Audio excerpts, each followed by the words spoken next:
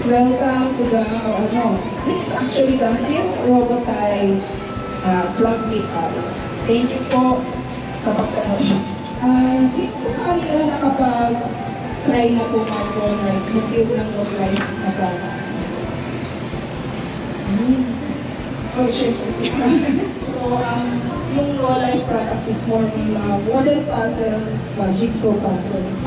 So, yung a little history, it started 2007. They created the first dinosaur, mechanical dinosaur. And ito yung mga products nila. So, they have light boxes, flashbacks, may mga naka-display po tayo dito.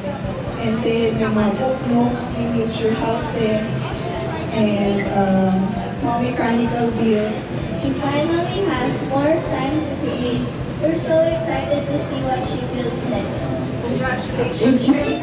Ano siya, yung Robotime journey ko, coincide siya with my college journey. Kasi na-discover ko siya second year. Tapos, parang nakita ko siya sa video. Parang gusto ko siya gamitin as display for a school project. Tapos, ginawa ko siya na addict na po. To the point na parang lahat ng shelf namin ng Robotime. Hindi na lang alam ko sa nilalagay. Minsan na sa kitchen, sa living room. So, ayun, hindi ko siya nadala kasi wala akong pang-transport. Kasi malaki itong pero for context, ito yung I built that for Christmas kasi talaga ako nag-build for my mom kasi maganda daw siya display and also I buy Robotime cakes every after sem kasi para siya reward sa paghihirap na pinagdaanan ko ng sa school. So ano siya, stress reliever and it's also time for me to learn stuff kasi I listen to videos while building. So ano siya sa akin,